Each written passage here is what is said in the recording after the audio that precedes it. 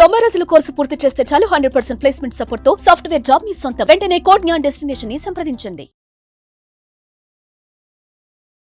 Welcome to సుమంటి నేను మీ సుమంటి Vinayak. Thandel Naga Chaitanya and Sai Pallavi జంటగా నటించినటువంటి సినిమా ఇది. ఈ సినిమా వెనక ఒక రియల్ స్టోరీ ఉంది. మన ఆంధ్రప్రదేశ్లో స్టార్ట్ అయ్యి గుజరాత్కి వెళ్ళి అక్కడి నుంచి పాకిస్తాన్లోకి ఎంటర్ అవటం అనేది. ఇప్పుడు ఈ పూర్తి కథనం కనుక మనం తెలుసుకుంటే ఇలా జరిగిందా అనుకున్నటువంటి ఆలోచన మనకు డెఫినెట్గా రాకమానదు. దీనికి సంబంధించినటువంటి పూర్తి డీటెయిల్స్ ఏంటి, ఏం జరిగింది అనేది, సో ఈ సినిమా సారాంశం ఏంటి అనేది కూడా ఈరోజు మనతో పాటు హైకోర్టు అడ్వకేట్ అలగిరి రవీంద్రనాథ్ గారు ఉన్నారు. అది వారి మాట్లాడి తెలుసుకుందాం. Hello sir. హాయ్ అండి నాగరాజ్ గారు. సార్ ఏంటి సార్ ఈ తండేల్ స్టోరీ ఏంటి అసలు ఓవరాల్గా? రియల్ కాదు, ఇది రియల్. తండేల్ మూవీ మీరు అన్నట్టుగా నాగ చైతన్య సాయి పల్లవి వారిద్దరు జంటగా వస్తున్నటువంటి ఈ సినిమా. యాక్చువల్గా చాలా సినిమాలు వస్తుంటాయి, మనం ప్రతి సినిమా గురించి మనం మాట్లాడుకోం. కానీ ప్రత్యేకించి ఈ సినిమా యొక్క కథ ఇతివృత్తం ఏదైతే ఉందో అది వాస్తవిక కథ ఆధారంగా తీసామని చెప్తూ చందు ముండేటి గారు ఈ ప్రీ రిలీజ్ ఈవెంట్లో కూడా మాట్లాడడం జరిగింది. సో ఈ కథ ఏమిటి అన్నది, అంటే జరిగిన వాస్తవిక కథ ఏంటనేది నేను మీతో షేర్ చేసుకున్న ప్రయత్నం చేస్తాను నాగరాజ్ గారు. ప్రత్యేకించి విస్తారం సుమారుగా 972 కిలోమీటర్ల ఒక తీర ప్రాంతం కలిగినటువంటి ఆంధ్రప్రదేశ్లో శ్రీకాకుళం జిల్లా, అంటే ఉత్తరాంధ్ర ప్రాంతంలో చిట్ట చివరిగా ఉన్నటువంటి జిల్లా శ్రీకాకుళం జిల్లా.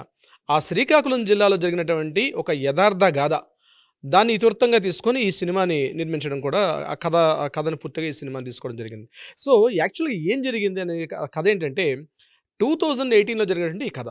తండేల్ అంటే ఒక నాయకుడు లేకపోతే లీడరు. అంటే ఏ లీడరు అంటే మత్స్యకార గ్రామాలు ఎక్కువగా ఉంటాయి శ్రీకాకుళం జిల్లాలో. వీళ్ళు ఏం చేస్తారంటే చేపల వేటకు వెళ్తారు. మత్స్యకార గ్రామాలన్నింటిలో కూడా తీర ప్రాంత ఆ గ్రామాలు. అందులో వీళ్ళు ఏం చేస్తారంటే వేటకు వెళ్ళే సందర్భంలో ఏం చేస్తారంటే ఏదో మార్నింగ్ వెళ్ళి ఈవినింగ్ వేటకు వచ్చే కొంతమంది అయితే, కొంతమంది నెలల తరబడి కూడా వేటకు వెళ్ళి అక్కడే ఉండి భారీ మొత్తంలో చేపల వేటను తీసుకుని వస్తారు వాళ్ళు. అది లక్షల్లో వ్యాపారం నడుస్తూ ఉంటుంది. ముఖ్యంగా ఆ గ్రామస్తులకి బాగా తెలుసు. అంటే ఒకసారి షిప్లో బయలుదేరి వెళ్ళారంటే 2 నెలలు 3 నెలల పాటు కూడా ఆ షిప్లో వేటకి వెళ్ళి అక్కడి నుంచి ఆ ఫిషెస్ అన్నీ పట్టుకొని వచ్చి మళ్ళీ ఇక్కడ ఆ తీర ప్రాంతం తీసుకొచ్చి ఇక్కడ ఆక్షన్లో అవన్నీ కూడా చేస్తారు. సో ఇవన్నీ కూడా వాళ్ళు సింగిల్గా వెళ్ళారు, ఒక గ్రూప్ ఆఫ్ యాక్టివిటీకి వెళ్తారు. అంటే ఒక 20 నుంచి 30 బోట్లు ఒక గ్రూప్గా వెళ్తారు. ఈ గ్రూప్గా వెళ్తున్నటువంటి ఈ షిప్ బోట్స్ ఏవైతే ఉంటాయో, ఆ బోట్స్ ఉంటాయో, ఆ బోట్స్కి ఒక లీడర్ ఉంటాడు. ఆ లీడర్ని తండేల్ అంటారు. సో ఈ కథను యాక్చువల్గా 2018లో జరిగిన ఇతివృత్తం అనేది మనం ముందుగా చెప్తున్నాను మీకు నేను. అయితే రీసెంట్గా 2023లో ఈ సినిమా డైరెక్టర్ చందు ముండేటి గారు, అదేవిధంగా నాగ చైతన్య గారు కే మత్స్యలేశం అని ఒక గ్రామం ఉంది.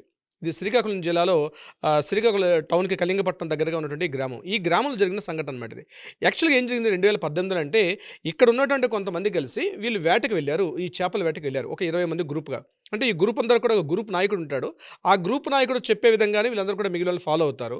ఆ గ్రూప్ నాయకుడు ఎంత బాగా వేటలో ఎంతమంది ఫిష్ని పట్టుకుంటారో దానికి సంబంధించి అతనికి అంత డిమాండ్ కూడా పెరుగుతుంటుంది ఆ గ్రూప్ లీడర్కి. అసలు గ్రూప్ లీడర్ ఏం చేస్తారంటే టోటల్గా 20-30 షిప్ బోట్లు అయితే ఉంటాయో ఈ అందరినీ కూడా ఒక ప్రొసీజర్, ఒక ఆర్డర్ కూడా అని చెప్తూ ఉంటాడు. సో ఇక్కడ ఏం జరిగింది, వీళ్ళందరూ కూడా వేటకి వెళ్ళేటప్పుడు, చేపల వేటకి వెళ్ళేటప్పుడు వాళ్ళకు ఒక సిస్టమ్ ఏంటంటే ఏప్రిల్, మే, జూన్ ఈ 3 నెలలకు కూడా చేపల వేట నిషిద్ధంగా ఉంటుంది. ఒక భూమికి ఎట్లయితే పంట చేసుకునేటప్పుడు ఎట్లయితే కొన్ని ప్రాంతాల్లో ఎండాకాలంలో ఎట్లయితే పంటలు వేరు, అదేవిధంగా మత్స్యకార గ్రామాల్లో కూడా ఈ ఎస్పెషల్లీ ఏప్రిల్, మే, జూన్ ప్రాంతాలు వీళ్ళు వేటకి వెళ్ళరు. ఎందుకు వెళ్ళారంటే అప్పుడు చేపలు గుడ్లు పొదిగి మళ్ళీ పిల్లలు పుట్టే సమయం అనమాట. అందుకని ఆ టైంలో నిషేధంగా ఉంటుంది. అయితే మరలా కాస్త గ్రో అయ్యి సైజు పెరిగి కాస్త పెద్దగా వచ్చేటప్పుడు వేటకు వెళ్తారు, సముద్రంలో వేటకి. అయితే వీళ్ళు ఏం చేశారంటే, ఇప్పుడే కాదు ముందు నుంచి చాలా సంవత్సరాల నుంచి అలవాటు ఏంటంటే, ఈ వేటకి వెళ్ళే కార్యక్రమంలో ఏం చేస్తారంటే రాష్ట్రాలు కూడా దాటిస్తారు వీళ్ళు ఆంధ్రప్రదేశ్ నుంచి తమిళనాడు నుంచి కేరళ దాటుకుంటూ మరలా మహారాష్ట్ర, గోవా వరకు, అంటే ఈస్ట్ నుంచి కంప్లీట్గా వెస్ట్ వైపు కూడా వెళ్తారు. కొన్ని వేల కిలోమీటర్లు వెళ్తారు అట్లా ఒక్కొక్కసారి సందర్భంలో. కావాల్సినటువంటి 2 నెలలు 3 నెలలకు కావాల్సినటువంటి అక్కడ అంటే స్టోర్ చేయడానికి కావాల్సిన ఐస్ కావచ్చు, లేకపోతే మొత్తం పరికరాలు, పెట్రోలు, డీజిల్ అంతా కూడా వాళ్ళు స్టోరేజ్ చేసుకుని, ఫుడ్ కూడా లోపలే ప్రిపరేషన్ చేసుకుని, దానికి కావాల్సిన ఫుడ్ ఐటమ్స్ అన్ని కూడా ఈ 2-3 నెలలు సరిపోయిన ఫుడ్ ఐటమ్స్ అన్ని కూడా వాళ్ళు పెట్టుకుని వెళ్తారు. సో ఈ క్రమంలో ఏం జరిగిందంటే, వీళ్ళు శ్రీకాకుళం మత్స్యలేశం గ్రామం దగ్గర నుంచి వీళ్ళు మెల్లగా తూర్పు తీర ప్రాంతం నుంచి కిందకి, ఇప్పుడు నేను చెప్పినట్టుగా తమిళనాడు, కర్ణాటక, కేరళ దాటుకుంటూ వెస్ట్ వైపు వచ్చేస్తారు. అంటే బే ఆఫ్ బెంగాల్, అంటే బంగాళాఖాతం బంగాళాఖాతం నుంచి పడమర ఉన్నటువంటి అరేబియా సముద్రం వైపుకి వచ్చేసారు. ఇక్కడ అరేబియా సముద్రంలో ఏముంది, ఇక్కడ మహారాష్ట్ర వరకు వీళ్ళకి అలవాటు యాక్చువల్గా వెళ్ళడం వరకు. సో ఇక్కడ ఏంటంటే ఎలా ఉంటుందంటే సముద్ర తీర ప్రాంతంలో ఉన్నటువంటి రూల్స్ ప్రకారం ఎలా ఉంటుందంటే తీర ప్రాంతం నుంచి 12 నాటికల్ మైల్స్ అంటారు. ఈ 12 నాటికల్ మైల్స్ ఉన్నటువంటి ఈ ప్రాంతాన్ని టెరిటోరియల్ వాటర్ జోన్ అంటారు దీన్ని యాక్చువల్గా. అంటే ఆ తీర ప్రాంతం వరకు ఆ గస్తీ ప్రాంతం అనేది ఆ దేశానికి చెందినటువంటి ప్రాంతం. అంటే ఇది యాక్చువల్లీ ఇంటర్నేషనల్ స్టాండర్డ్స్లో ఉంటుంది. 12 నాటికల్ మైల్స్ తీర ప్రాంతం నుంచి 12 నాటికల్ మైల్స్ వరకు ఉన్నటువంటిది టెరిటోరియల్ నాటికల్ మైల్స్ అంటారు. అక్కడ నుంచి ఆ 12 నాటికల్ మైల్స్ నుంచి మరలా ఒక 12 నాటికల్ మైల్స్ ఉందని కాంటిజియస్ జోన్ అంటారు. ఆ తర్వాత ఎకనామిక్ రీజనల్ జోన్ అంటారు. సో ఎకనామిక్ రీజనల్లో ఏ దేశం వాళ్ళు ఏ దేశమైనా వేటాడుకోవచ్చు, వర్తక వాణిజ్య వ్యాపారాలు చేసుకోవచ్చు. ఇది ఎకనామిక్లో చేసేటప్పుడు. ఈ కాంటిజియస్కి వచ్చేసరికి ఇక్కడ కొన్ని లిమిటేషన్స్ ఉంటాయి. ముఖ్యంగా స్మగ్లింగ్ కార్యకలాపాలు, ఈ గంజాయి అట్లాంటివి కాకుండా కొంతవరకు లిమిటేషన్స్ ఉంటాయి. బట్ ఏదైతే నేను చెప్పిన టెరిటోరియల్ వాటర్ జోన్ అంటారో ఈ 12 నాటికల్ మైల్స్ వరకు ఎవరు కూడా ప్రవేశించడానికి నిషేధం. అంటే మన భారతదేశంలోకి వేరే వాళ్ళు వచ్చినా లేదా వేరే వాళ్ళ తీర ప్రాంతంలోకి మనం వెళ్ళినా అది చాలా ఇంటర్నేషనల్ అంతర్జాతీయ న్యాయస్థానాల్లో చాలా గొడవలు అయితే చాలా పెద్ద ఇష్యూస్ అవుతాయి అనమాట. సో వీళ్ళు ఏం చేశారంటే అనుకోకుండా ఈ వాటర్లో బాడీలు వెళ్ళేటప్పుడు సరైనటువంటి మెజర్మెంట్స్ కానీ కరెక్ట్ తెలియక వీళ్ళు పొరపాటున అనుకోకుండా ఈ గుజరాత్ ఉన్నటువంటి కచ్ ప్రాంతం నుంచి వీళ్ళు తెలియకుండా పాకిస్తాన్ యొక్క తీర ప్రాంతానికి వీళ్ళు ఎంటర్ అయిపోయారు. Around in the time of 2018 October ఆ ప్రాంతంలో ఎప్పుడైతే వీళ్ళ దగ్గరికి వెళ్ళేసరికి ఆ 12 నాటికల్ మైల్స్ దగ్గర ఆ గస్తీ తీర ప్రాంతంలో నేవీ ఆఫీసర్స్ వీళ్ళని చూసి ఇమీడియట్గా వీళ్ళ దగ్గర గురించి మాట్లాడడం జరిగింది. సో దీనికి యాక్చువల్గా ఈ కథకి రియల్ లీడర్ ఒక తండేలు ఉన్నాడు. అతని పేరు గునిగెల రామారావు. ఆ గునిగెల రామారావు ఒక ఇంటర్వ్యూలో మాట్లాడుకోవడం జరిగింది. సో మేము దగ్గరకు వచ్చేదాకా అది పాకిస్తాన్ జెండా ఇండియా జెండా మాకు తెలియలేదు. సో మేము దగ్గరగా చూసేసరికి అది పాకిస్తాన్ జెండా మేము చాలా గాబరా పడ్డాం అని చెప్తూ ఇమీడియట్గా వీళ్ళ దగ్గరకు వచ్చేసరికల్లా వీళ్ళ దగ్గర చిన్న టీవీలు చిన్న అప్పుడుకున్నటువంటి టెక్నాలజీ 2018లో అప్పుడప్పుడే ఇంకా ఈ వైఫైలు అని అప్పుడే స్టార్ట్ అవుతున్నాయి. సో ఇంకా పూర్తిగా ఇవన్నీ కూడా మేము స్వాధీనం చేసి తీసుకెళ్తామని ముందన్నారు. సో వీళ్ళు సంతోషపడ్డారు. ఓకే తీసేసుకోండి, మేము పొరపాటున వచ్చేసామన్నా. తర్వాత వాళ్ళ పై ఆఫీసర్స్ దగ్గర నుంచి ఫోన్ తర్వాత వాళ్ళు ఏం చేశారంటే వీళ్ళని కస్టడీలో తీసుకొని వీళ్ళని కరాచీ జైలుకి తరలించడం జరిగింది. అక్కడితో మొదలైనటువంటి ఈ యొక్క స్టోరీ అక్కడ స్టార్ట్ అవుతుంది. అంటే ఈ గస్తీ తీరం నుంచి అలా వెళ్ళిపోతూ అయితే అక్కడికి వెళ్ళిన తర్వాత 24 మంది ఈ మత్స్యకారులను కూడా కరాచీ జైల్లో వెళ్ళని అనేక రకాల చిత్రహింసలు పెట్టడం జరిగింది. అంటే అది యొక్క ఇంటర్నేషనల్ స్టాండర్డ్స్ ప్రకారం ఎందుకు వచ్చారో తెలియదు కాబట్టి కమ్యూనికేషన్ ఉంటుంది. దేశంలో అంటే రాష్ట్రానికి ఒక రకం కమ్యూనికేషన్ ఉంటుంది కాబట్టి కంప్లీట్గా అక్కడికి వెళ్ళిపోయిన తర్వాత వీళ్ళ పడినటువంటి నరక యాతనలు, వీళ్ళ పడిన చిత్రావస్థలు అవన్నీ కూడా వీటి మీద ఆ ఇతివృత్తంగా తీసుకున్నటువంటి సినిమానే ఈ తండేలు. సో యాక్చువల్ జరిగింది ఏంటంటే 2018లో అక్టోబర్లో వాళ్ళని కస్టడీలో తీసుకుని అరెస్ట్ చేశారు. దాని తర్వాత వాళ్ళ కోర్టులు ఇక్కడ వాళ్ళని కంప్లీట్గా నేర విచారణ చేస్తున్న సమయంలో కమ్యూనికేషన్ చేయడానికి మొబైల్స్ కానీ ఇట్లాంటివన్నీ కూడా వాళ్ళని ప్రొవైడ్ చేయాలన్నమాట. కేవలం ఉత్తరాలు రాసుకోవడం మాత్రం ఎలిజిబిలిటీ ఉంటుంది. ఈ సందర్భంలో వీళ్ళ భార్యకి ఎవరైతే ఇప్పుడు నేను చెప్పినటువంటి రియల్ తండేల్ రాజు ఎవరైతే ఈ గునిగెల రామారావు వాళ్ళ భార్యకు ఒక ఉత్తరం రాశాడు. నేను ఇక్కడ పాకిస్తాన్లో ఉన్నటువంటి ప్రాంతంలో ఇరుక్కుపోయామని చెప్పినప్పుడు 29-30 డేస్లో వచ్చేయాలి, బట్ రాకపోతే ఇక్కడ వాళ్ళ బంధువులు అంటే ఎవరైతే ఈ వెళ్ళిపోయినట్టు 24 వ్యక్తులు ఎవరైతే 24 మెంబర్స్ ఎవరైతే ఉన్నారో వాళ్ళ యొక్క బంధువులు ఇక్కడ తీవ్రమైనటువంటి ఆందోళన చేయడం జరిగింది ఆంధ్రప్రదేశ్ శ్రీకాకుళం జిల్లాలో. వీళ్ళందరూ ఆందోళన చేసే సమయంలో ఏంది 2018 ఎండింగ్ వచ్చేసింది. ఈలోగా 2019లో మనకు ఆంధ్రప్రదేశ్లో ఎలక్షన్స్ రావడం జరిగింది. సో వీళ్ళ యొక్క ఘోష ఎవరు పట్టించుకున్న నాదుడు లేకుండా పోయారు. వీళ్ళు రకరకాల సంప్రదింపులు చేశారు. అదే సమయంలో వీళ్ళు ఢిల్లీ వెళ్ళారు. ఢిల్లీ వెళ్ళి కూడా వీళ్ళు అక్కడ పార్లమెంట్లో ఉన్నటువంటి మినిస్టర్స్ని, మంత్రులు వీళ్ళందరినీ కూడా మాట్లాడడం జరిగింది. కానీ ఇది పాకిస్తాన్ ఇండియా ఇష్యూ కాబట్టి ఎవరు కూడా పెద్దగా దీని మీద కాన్సన్ట్రేషన్ చేయలేకపోయారు. దీని తర్వాత ఏం జరిగిందంటే 2019 ఎలక్షన్స్ అయిపోయిన తర్వాత అప్పటికి వైఎస్ఆర్సీపీ గవర్నమెంట్ జగన్మోహన్ రెడ్డి గారు ప్రభుత్వం రావడం జరిగింది. గవర్నమెంట్ వచ్చిన తర్వాత వీళ్ళు మళ్ళీ రాష్ట్ర ప్రభుత్వానికి కూడా ఒక వినతిపత్రం పెట్టుకోవడం జరిగింది.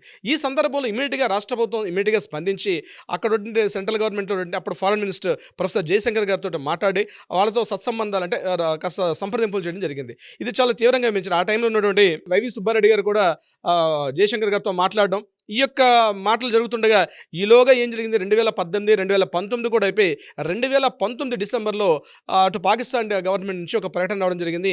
మేము వీళ్ళని విడిచిపెట్టేస్తాం అని చెప్తూ వచ్చిన తర్వాత దీని మీద రాష్ట్ర ప్రభుత్వం ఇంకా తీవ్రంగా ప్రయత్నాలు చేశారు. సెంట్రల్ గవర్నమెంట్కి వెళ్ళడం జరిగింది. మోడీ ప్రభుత్వానికి కూడా వీళ్ళొక వినతి పత్రాలు అక్కడికి వెళ్ళి మాట్లాడడం కూడా ప్రత్యక్షంగా జరిగింది. ఇదంతా జరిగిన తర్వాత 2020 వీళ్ళు January 6th వీళ్ళు అక్కడి నుంచి విడుదల కావడం జరిగింది దీనికి సంబంధించి. సో ఇది యాక్చువల్గా రియల్ స్టోరీ నాగరాజు గారు. విడుదలైన తర్వాత వాళ్ళు అక్కడ నుంచి వాఘా బార్డర్ అంటారు. యాక్చువల్గా గుజరాత్లో పాకిస్తాన్కి ఇండియాకి మధ్యలో వాఘా బార్డర్ ఉంటుంది. ఆ వాఘా బార్డర్ దగ్గరకు వచ్చి వీళ్ళని అక్కడ హ్యాండ్ ఓవర్ చేశారు. హ్యాండ్ ఓవర్ చేసిన తర్వాత వాళ్ళ ఎమోషన్స్ అంటే ఎలా ఫ్యామిలీని చూసుకుంటాం, ఆ ఫ్యామిలీతో కలిసిన పరిచయాలు. అయితే ఇక్కడ విశేషం ఏంటంటే ఎవరైతే నేను చెప్పాను ఈ తండేల్ రాజు అన్నటువంటి రియల్ తండేల్ రాజు అని చెప్తున్నాను, ఈ గునిగిళ్ళ రామారావు గారి యొక్క భార్య, ఈయన వేటకెళ్లే సందర్భంలో అప్పటికి ఆమె గర్భవతి, ఆమె డెలివరీ అయిపోవడం, ఆ పాపను కూడా చూసుకోలేదు. తర్వాత ఇదంతా మరలా తిరిగి వస్తామా రావన్నటువంటి క్రమంలో 14 నెలల తర్వాత ఆ పుట్టినటువంటి అమ్మాయిని వాఘా బోర్డర్లో చూసుకున్నాడు గునిగల రామారావు. సో ఈ గునిగల రామారావు పాత్ర ఏదైతే ఉందో, ఒక తండేల్ రాజు అంటే ఈ లీడర్ నాయకుడు, ఆ పాత్రను ఇక్కడ నాగ చైతన్య గారు పోషించినట్టుగా మనకు తెలుస్తోంది. అయితే ఇదంతా కూడా ఇందులో విషయం ఏంటంటే, వేటకి వెళ్ళడం అంతకుముందు చాలా సందర్భాల్లో వెళ్ళారు. ఇప్పుడు చాలా సంవత్సరాల నుంచి వెళ్తుంటారు మత్స్యకార గ్రామాల్లో వేటకి వెళ్ళడానికి ఆనవాయితీగా ఉంటుంది. అంటే మామూలుగా వెళ్తే ₹1000 వచ్చేది, లాంగ్ డిస్టెన్స్ వెళ్తే అంటే 32,500 కిలోమీటర్లు నాగరాజు గారు. ఎక్కడ శ్రీకాకుళం నుంచి కంటిన్యూగా నేను చెప్పేటువంటి కిందకి ఈస్ట్ నుంచి అలా డౌన్ చేసుకుంటూ కన్యాకుమారి మీదుగా మహారాష్ట్ర, బాంబేని దాటుకుంటూ గుజరాత్, కచ్ ప్రాంతానికి వెళ్ళడానికి కిలోమీటర్స్ డిస్టెన్స్ చేస్తే 32,500 కిలోమీటర్లు వాళ్ళు ట్రావెల్ చేసి అక్కడ పాకిస్తాన్ బోర్డర్లో ఇరుక్కుపోయి పాకిస్తాన్ కంట్రీతో వాళ్ళు అక్కడ ఆ జైలులో మగ్గి అక్కడ వాళ్ళు చెప్పిన మాటలు వింటే వీళ్ళ చేత గుడ్డు చాకిరి చేయించేవారట. వాళ్ళతోటి ఆహారం కానీ సరిగ్గా ఇవ్వకుండా, వాటర్ ఇవ్వకుండా, నరక యాతన చూపించంటే, అంటే ఇంటర్నేషనల్ క్రిమినల్స్గా వాళ్ళని భావించి ఇన్ని రకాలుగా హింసించాలి, అన్ని రకాలుగా హింసించారు. సో వీళ్ళు ఏం చేశారంటే అక్కడికి వెళ్ళడం, ఇరుక్కుపోవడం, ఆ పాకిస్తాన్ జైల్లో మగ్గిపోవడం, అంటే తిరిగి వస్తామో రావో అని తెలియదు. ఇక్కడ చూస్తే భార్య నిండు గర్భవతి, అట్ ద సేమ్ టైం 24 కుటుంబాలు. ఇంకా అందులో విశేషం ఏంటంటే ఒక మైనర్ బాలుడు కూడా ఉన్నాడు, కిషోర్ అని చెప్పి. ఆయనది ఎచ్చెర్ల దగ్గర, శ్రీకాకుళం జిల్లా దగ్గర ఉన్నటువంటి ఎచ్చెర్ల ప్రాంతవాసి కిషోర్. ఆయన ఒక మైనర్ బాలుడు, పాప ఆయనకి అభవసవంతుడైన కుర్రాడు, అతను కూడా దీంతో పాటు వెళ్ళడం జరిగింది. అంటే మీరు అన్నట్టుగా ఒక ఎమోషన్స్ అండి. అంటే ఒక 24 కుటుంబాలు, భార్య గర్భవతి, చూస్తే 32,500 కిలోమీటర్లు ట్రావెలింగ్ జర్నీ, 14 మంత్స్ పాటు నరక యాతన అనుభవించి, అంటే వాళ్ళు ఎలా ఉంటారంటే సముద్రం మీద వాళ్ళు చేసినటువంటి పోరాటం ఏదైతే ఉంటుందంటే అది నిజంగా ప్రాణాలకు తెగించేయడమే నాగరాజు గారు.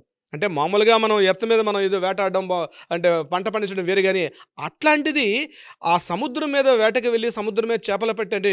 నేను అనుకుంటాను హోటల్కి వెళ్ళి మనం తినే ఒక ఫిష్ని చూస్తే ఇంత పోరాటం ఉంటుందా అనిపిస్తుంది. జనరల్గా చాలామంది తెలియదు, ఏదో ఫిష్ కర్రీ ఆర్డర్ చేసుకుని తీసుకొస్తారు కానీ, సో దాని వెంబడి ఎంతమంది వేటగాళ్ళు ఇన్ని రకాలుగా ఉంటుందా అంటే ఈ ఇతివృత్తం అది సినిమా రూపకంగా రావడం అనేది నిజంగా హర్షించదగ్గ విషయం నాగరాజు గారు ప్రత్యేకించి. అయితే ఈ విషయంలో ఆనాటి రాష్ట్ర ప్రభుత్వం కాస్త ఇనిషియేటివ్గా తీసుకొని, ముఖ్యంగా అప్పటి జగన్మోహన్ రెడ్డి గారి ప్రభుత్వం ఇనిషియేటివ్ తీసుకొని ఈ కుటుంబాలను మళ్ళీ వెనక్కి తీసుకుని రావడంలో కీలక పాత్ర పోషించారు అనడంలో నేను రాజకీయాలకు అత్యధికంగా చెప్తున్నాను. It's a great duty. ఆయన చేసింది, he did very good job in those days.